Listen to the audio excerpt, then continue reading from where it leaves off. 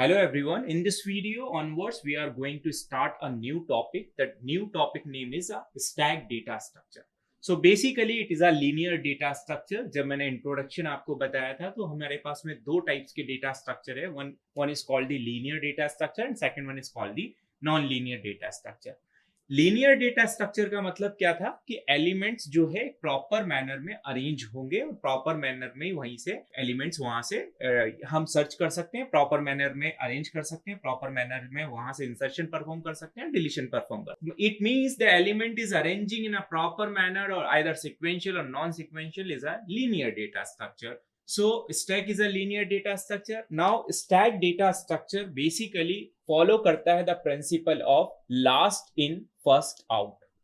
ठीक है, आपने क्यू डेटा स्ट्रक्चर देखा. क्यू डेटा स्ट्रक्चर में हमने क्या बोला कि हम first in first out principle पे वर्क करेंगे, जहां पे जो भी रिक्वेस्ट पहले आएगी सबसे पहले वो रिक्वेस्ट आपकी एग्जीक्यूट होगी. एग्जांपल हमने बोला printer is the example, keyboard is a example. Keyboard से जो भी कीज हम प्रेस कर रहे थे, जो भी की हम सबसे पहले प्रेस करेंगे इनपुट बफर के थ्रू, वो सबसे पहले डिस्प्ले होगी और वो अपना फंक्शनैलिटीज एग्जीक्यूट करेगी. उसी तरह से last in first out stack data structure इस प्रिंसिपल पे वर्क करता है. अब last in first out data structure का मैं आपको कुछ रियल टाइम एग्जांपल्स बताता हूं, कुछ जनरल एग्जांपल्स बताता हूं. फॉर एग्जांपल, आपके पास में बहुत सारी बुक्स, यदि आपने एक बुक्स का आपका कलेक्शन रखा हुआ है तो उसमें वो बुक जो सबसे लास्ट में, वो सबसे पहले आपकी, मतलब वो बुक जो सबसे लास्ट में आपने वहां पे रखी थी, वो सबसे पहले आप वहां से पिक कर सकते हैं.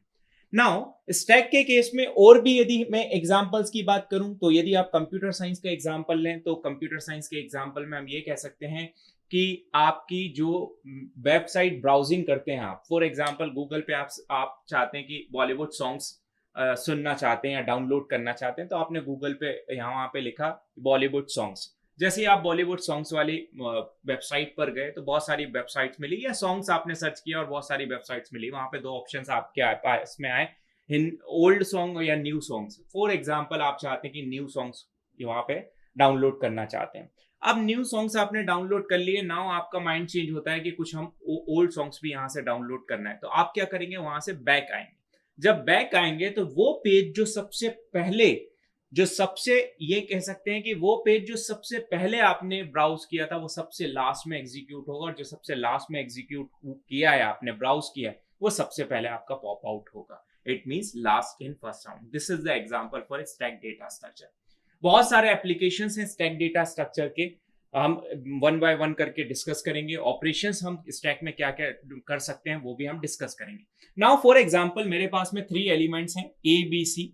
इन 3 एलिमेंट्स को मुझे स्टैक के अंदर पुश करना है. ठीक है, स्टैक में जो टर्म्स हम यूज करेंगे, push for insertion and pop for deletion. Push for insertion and pop for deletion. So आप जब भी कोई एलिमेंट को स्टैक में पुश करेंगे तो इंसर्ट करेंगे, पॉप मतलब डिलीट करेंगे. ठीक है, स्टैक में इंसर्शन और डिलीशन परफॉर्म करने के लिए आपके पास ओनली वन एंड है. मतलब यदि किसी क्लासरूम में आप आ रहे हैं तो उस पर क्लासरूम में ओनली एक ही गेट है जिससे आप इंसर्शन कर सकते हैं और जिसी से आप आ सकते हैं, और उस पर्टिकुलर गेट से आप जा सकते हैं. उस पर्टिकुलर गेट का जो नाम है वो नाम दिया है टॉप ऑफ द स्टैक. ठीक है, टॉप एक ऐसा वेरिएबल है जो कि आपके स्टैक के टॉप को रिप्रेजेंट करेगा. ठीक, तो आपके पास क्या क्या ऑपरेशंस या टर्मिनोलॉजीज हो गई, एक पुश हो गया, पॉप हो गया, टॉप हो गया. नाउ जब भी मैं किसी पर्टिकुलर एलिमेंट को स्टैक में पुश करूंगा तो मुझे चेक करना पड़ेगा टॉप इक्वल्स टू क्या है. यदि टॉप इक्वल्स टू -1 है initially, it means your stack is empty. For example, मैं यहाँ पे इंडेक्सिंग कर देता हूं स्टैक में, 0 से स्टार्ट किया इंडेक्स और the size of the stack is 4 elements को स्टोर कर सकते हैं हम स्टैक के अंदर. तो इनिशियली हमने ये बोला कि टॉप इक्वल्स टू -1 है, मतलब इनिशियली हमने इनिशियलाइज किया टॉप की वैल्यू -1. जब भी मुझे कोई एलिमेंट को इंसर्ट करना पड़ेगा, मुझे टॉप की वैल्यू को इंक्रीमेंट करना पड़ेगा. टॉप +1 तो क्या हो जाएगा, -1 + 1 कितना हो जाएगा, 0. तो टॉप कहां पे आ गया मेरा, 0 पे. तो मैं क्या करूंगा, स्टैक के टॉप में ये एलिमेंट को इंसर्ट कर दूंगा. Now I want to insert another element. यदि अनदर एलिमेंट को इंसर्ट करूंगा तो अगेन मैं टॉप की वैल्यू को इंक्रीमेंट करूंगा. तो टॉप की वैल्यू मेरी यहाँ पे कितना है, 0 + 1 तो कितनी हो जाएगी, 1.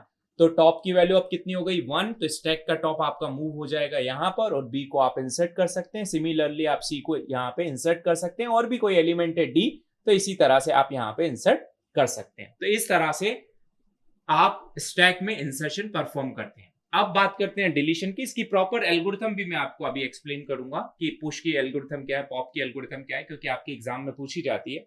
Now I want to delete the element, तो deletion always perform from the top end, ठीक है। तो जो टॉप एंड से क्यों, क्योंकि जो भी एलिमेंट लास्ट में आए वो सबसे पहले रिमूव होगा। तो टॉप में कौन है, डी, तो सबसे पहले आपका डी रिमूव होगा। तो इस केस में हम क्या करेंगे, डी को हम रिमूव कर देंगे, देन उसके बाद में टॉप की वैल्यू को डिक्रीमेंट कर देंगे 1 से। नाउ नेक्स्ट स्टैक के टॉप में अब क्या है सी, तो सी को डिलीट कर देंगे, स्टैक टॉप की वैल्यू को डिक्रीमेंट कर देंगे। इस तरह से आप डिलीशन स्टैक के अंदर परफॉर्म करते हैं। नाउ स्टैक के जो ऑपरेशंस हैं, कुछ ऑपरेशंस मैंने यहाँ पे लिखे हुए हैं, यदि आप देख पाए तो पुश मींस मैं ऑलरेडी आपको बता चुका हूं, insert an item in the stack, this is a push. Pop operation मतलब remove the item from the stack, this is a pop operation. Then उसके बाद में पीक और टॉप, टॉप ऑलरेडी मैं बता चुका हूं, जो कि टॉप एलिमेंट की वैल्यू को रिटर्न करे, वो हो गया आपका top. Is empty, is empty का मतलब यह है कि स्टैक में यदि आपका स्टैक एम्प्टी है तो उस केस में आपका रिटर्न करेगा true if the stack is empty, ठीक है, एल्स वो फॉल्स रिटर्न करेगा। फुल क्या है, इज फुल क्या है, इज फुल आपका ये है determine whether the stack is full और नॉट, ठीक है। जब भी हम स्टैक में या कोई भी क्यू में या लिंक लिस्ट में कोई भी एलिमेंट को इंसर्ट करते हैं तो या डिलीट करते हैं तो सबसे पहले इंसर्शन पे आपको ये चेक करना पड़ेगा कि मेमोरी अवेलेबल है कि नहीं, और डिलीशन के टाइम आपको ये चेक करना पड़ेगा उसमें कुछ है कि नहीं एलिमेंट। फॉर एग्जांपल आपके घर पे वाटर टैंक रखा हुआ है, उस वाटर टैंक में यदि पानी आपका फिल है ऑलरेडी, यदि ऑलरेडी फिल है और उसमें और भी पानी आप डालेंगे की कोशिश करेंगे तो इस कंडीशन को क्या बोलेंगे आप, ओवरफ्लो। या उस पर्टिकुलर टैंक में, वाटर टैंक में आपका पानी नहीं है और उसमें से निकालने की कोशिश करेंगे तो this is called the underflow, ठीक है। तो उस केस में आप ध्यान रखिए ओवरफ्लो अंडरफ्लो, इट मींस यदि मेमोरी अवेलेबल है तो ठीक है हम इंसर्शन परफॉर्म कर सकते हैं, यदि मेमोरी अवेलेबल नहीं है तो मैं इंसर्शन नहीं कर सकता। तो इज एम्प्टी इज फुल, ये दो कंडीशंस आपकी इस तरह से यहां पे यूज होती है। नाउ जैसे ही मैं आगे बढ़ूं तो मेरे पास में जो एल्गोरिथम्स है स्टैक में, जो मैंने यहाँ पे बताया आपको, ये एल्गोरिथम्स हैं जो ऑलरेडी आप देख पा रहे होंगे जिसको मैंने डिस्प्ले किया है, ठीक है। तो एल्गोरिथम मैंने ये वाला एल्गोरिथम है मेरा कि इंसर्शन कैसे करते हैं। तो पहला स्टेप यदि आप इस एल्गोरिथम का देखें तो check the stack is empty और नॉट। तो हम क्या करेंगे, यहाँ पे कंडीशन लगाएंगे, इफ स्टैक टॉप, यदि स्टैक का टॉप इक्वल्स टू, ठीक है, या टॉप ऑफ द स्टैक, ठीक है, क्योंकि हमने यहाँ पे टॉप नाम का वेरिएबल लिया है तो इस केस में हम क्या बोलेंगे, top of the stack equals to, यदि मैक्स साइज, यदि आपने 0 से इंडेक्स स्टार्ट किया तो -1 है तो आप यहाँ पे मैसेज एक प्रिंट कर सकते हैं, प्रिंट मैसेज कर दूंगा और प्रिंट एफ में मैं क्या लिख दूंगा यहाँ पे, stack is full.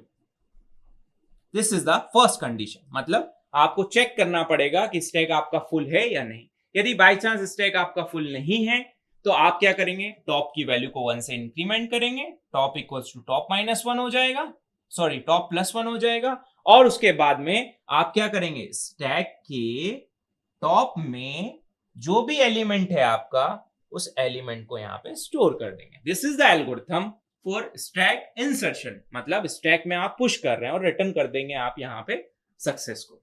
So this is the algorithm for insertion. Now next algorithm is deletion. तो deletion के लिए आपने क्या बोला, पॉप करना है, ठीक है। तो पॉप करना है तो यहाँ पे देखिए, पॉप के लिए आपको क्या कंडीशन चेक करनी पड़ेगी, मुझे कंडीशन चेक करना पड़ेगी, इफ क्या मेरा टॉप इक्वल्स टू -1 है। यदि ऐसा है बाई चांस तो आप क्या प्रिंट कर देंगे मैसेज, स्टैक इज एम्प्टी, मतलब आपका स्टैक इस पर्टिकुलर केस में एम्प्टी है, इस यदि ये कंडीशन है तो, ठीक है। और यदि ऐसा नहीं है तो हम क्या करेंगे, स्टैक के टॉप में उसको डिलीट कर देंगे। If the stack is empty then return, if the stack is not empty then access the top element. Top element लूंगा तो इस केस में क्या करूंगा, जो भी स्टैक के टॉप में है उसको कहीं ना कहीं स्टोर कर लूंगा, टेम्परेरी वेरिएबल में डिलीट कर दूंगा और टॉप की वैल्यू को 1 से डिक्रीमेंट कर दूंगा। तो ये क्या हो गया, आपका स्टैक की वैल्यू को 1 से आपने डिक्रीमेंट कर दिया। तो this algorithm is for stack pop, मतलब ये क्या पॉप ऑपरेशन को आपका शो कर रहा है। Now come to the very important topic, why we study stack. ठीक है, क्या इसके एप्लीकेशंस हो सकते हैं, तो ये बहुत इंपॉर्टेंट है। तो these are the applications of stack, जिसमें सबसे पहला एप्लीकेशन है आपका undo and redo operations. In text editor में आप स्टैक का यूज करते हैं। ठीक है, जब भी आपने बैक गए तो जो भी लास्ट में आपका ओपन हुआ था उसको आपने पॉप आउट करा। Next is infix to postfix conversion. मेरे पास में एक एक्सप्रेशन है, यदि इस फॉर्म में a plus b, this is a infix, इसको मुझे कन्वर्ट करना है a b प्लस में, this is a postfix. Next video में हम डिस्कस करेंगे। उसके बाद में आपने बोला a b और प्लस, मतलब जो ऑपरेटर है वो पहले आ गया, तो this is a infix to prefix conversion. Evaluation of postfix expression, मतलब आपके पास में एक पोस्टफिक्स एक्सप्रेशन है, उसको इवेल्युएट करके रिजल्ट कैलकुलेट करना। And the one of the important application of stack is recursion, जिसका एग्जांपल आप सबने किया है फैक्टोरियल का प्रोग्राम। यदि आपने फैक्टोरियल का प्रोग्राम रिकर्सिवली बनाया है तो आप उसको बोल सकते हैं, मतलब a function is calling itself is known as a recursion.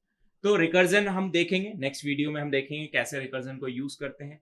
उसके बाद में रिवर्सल ऑफ ए स्ट्रिंग के लिए भी आप कंपाइलर डिजाइन में इसको यूज करते हैं, तो यहाँ पे स्टैक का यूज होता है। टावर ऑफ एनोई एक पर्टिकुलर प्रॉब्लम है, एक एल्गोरिथम है जिसके थ्रू आपके पास में कुछ प्लेट्स हैं, उन प्लेट्स को आपको मूव करना है नंबर ऑफ पर्टिकुलर स्टेप्स में, तो ये भी कह सकते हैं कि हम this is a example of stack. Function calling management में स्टैक का यूज करते हैं। इवैल्यूएशन ऑफ अरिथमेटिक एक्सप्रेशन में स्टैक का यूज करते हैं। नाउ यदि आप देखें तो syntax checking of expression in programming environment, मतलब बाय डिफॉल्ट कंपाइलर डिजाइन में जब आप सिंटेक्स चेकिंग यूज करते हैं तो उसमें यूज करते हैं। पैरेंथेसिस मैचिंग की बात करें तब आप यूज करते हैं। बैक ट्रैकिंग में इसको यूज करते हैं। डेप्थ फर्स्ट सर्च में आप इसको यूज करते हैं। आप ही के ग्राफ थ्योरी के अंदर एक ग्राफ को ट्रेवर्स करने की दो एल्गोरिथम्स है, डीएफएस एंड बीएफएस। डीएफएस में आप स्टैक को यूज करते हैं, बीएफएस के लिए आप क्यू को यूज करते हैं। ऑपरेटिंग सिस्टम की कुछ फंक्शंस हैं, उसमें भी आप स्टैक को यूज करते हैं। तो these all are the application of a stack data structure. This is all about the basics of a stack data structure. Next video में हम very important application of stack recursion को हम यहाँ पे डिस्कस करेंगे। उसके बाद में infix to prefix, infix to postfix, एक एक वन बाय वन करके हम देखते जाएंगे इसके सारे applications. Thank you so much.